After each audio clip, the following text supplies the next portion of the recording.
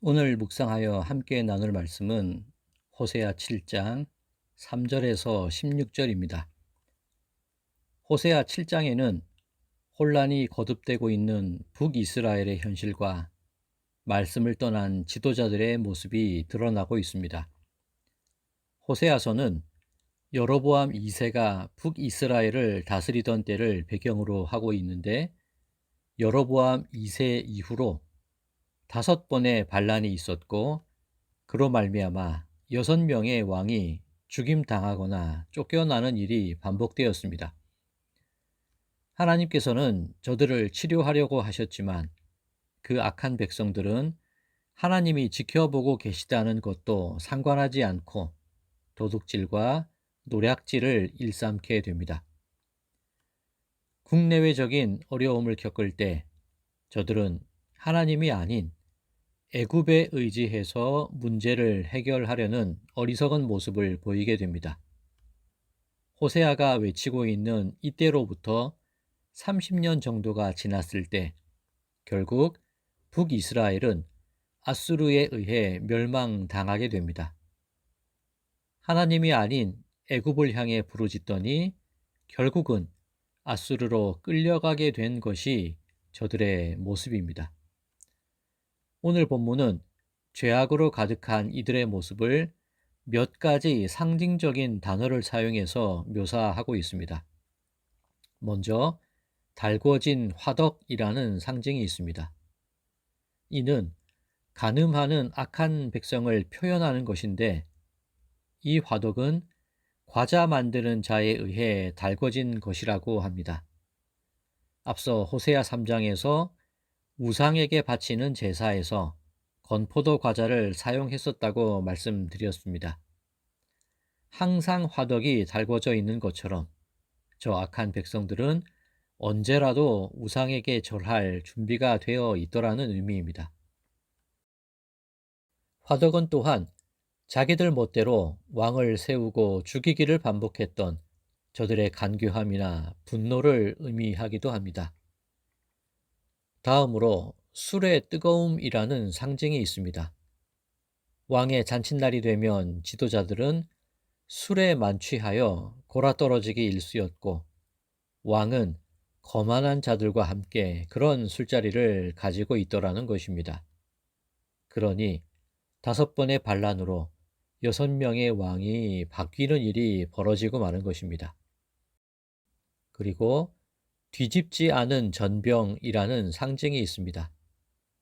전병을 뒤집지 않으면 한쪽은 타게 되고 다른 쪽은 설 있게 됩니다.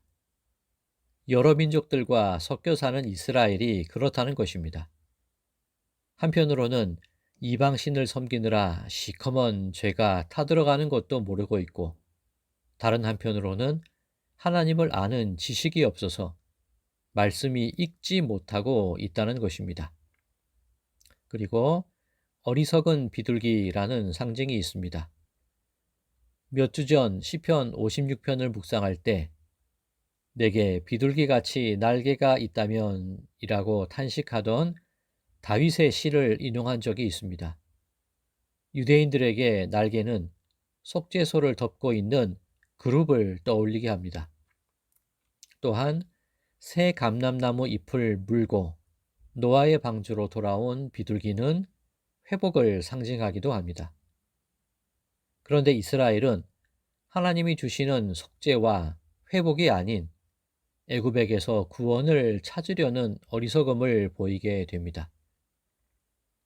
인생이 고단하고 삶의 방향을 찾지 못할 때일수록 하나님의 말씀을 통해 길을 찾아야 할 텐데, 저들은 하나님을 아는 지식이 없으니, 즉 말씀을 알지 못하니 엉뚱한 곳에서 길을 찾으려 하고 잘못된 문제 해결 방법을 따르고 있는 것입니다. 오늘 본문 말씀을 보면 북이스라엘을 지칭할 때에 다른 이름으로 그들을 호칭하고 있다는 것을 알 수 있습니다. 바로 에브라임입니다. 에브라임은 요셉의 둘째 아들입니다. 그런데 야곱이 요셉의 아들들을 축복할 때에 양손을 엇갈리게 해서 오른손으로는 둘째인 에브라임의 머리에, 왼손으로는 장자인 므낫세의 머리에 손을 얹고 축복합니다. 장자보다 더 큰 복을 받은 것이 에브라임입니다. 에브라임이라는 이름은 두 배로 열매를 맺는 또는 열매 풍성한 땅이라는 뜻을 가지고 있습니다. 오늘 본문 가운데 하나님께서 북이스라엘을 책망하실 때에 저들을 에브라임이라고 부르신 까닭이 있습니다.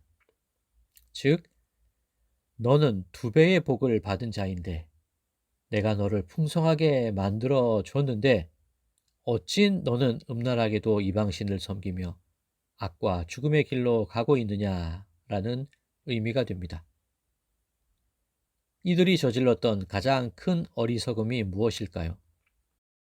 나름대로 잘 살아보겠다고 자기들 마음대로 왕을 세웠다가 죽이기를 반복할 때 저들이 저지른 가장 큰 어리석음은 하나님께 부르짖지 않은 것입니다.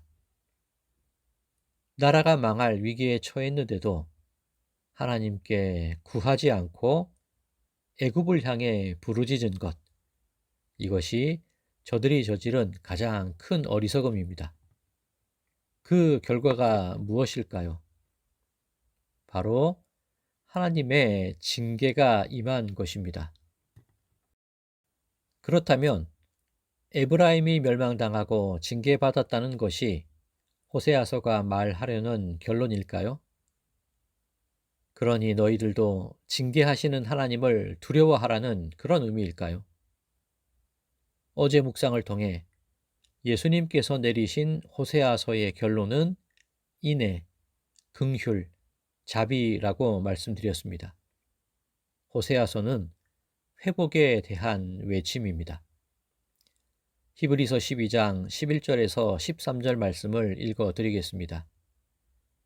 무릇 징계가 당시에는 즐거워 보이지 않고 슬퍼 보이나 후에 그로 말미암아 연단받은 자들은 의와 평강의 열매를 맺느니라. 그러므로 피곤한 손과 연약한 무릎을 일으켜 세우고 너희 발을 위하여 곧은 길을 만들어 저는 다리로 하여금 어그러지지 않고 고침을 받게 하라. 두 주먹 움켜쥐고 하루를 살아내느라 내 손은 언제나 피곤하기만 합니다.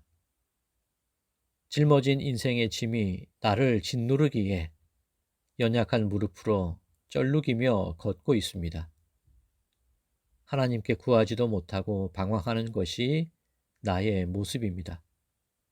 말씀을 몰라서, 말씀을 듣지 못해서 길을 잃은 지금 이 모습이 징계가 아니고 무엇이겠습니까? 그런데 긍휼과 자비가 풍성하신 하나님은 징계를 통해 연단받고 다시 하나님의 말씀 속에서 길을 찾는 이들에게 곧은 길을 만들어 주실 것입니다. 사랑하는 성도 여러분, 하나님께로 돌아갑시다. 힘써 하나님을 알기를 사모합시다. 하나님은 피곤하고 연약한 우리를 싸매시고 일으켜 세워 주실 것입니다. 바라기는 하나님께 부르짖어 간구하고 하나님의 말씀 속에서 길을 찾음을 통해 우리가 걸어가야 할 오늘이 하나님 인도하시는 곧은 길이 되어지기를 간절히 소망합니다.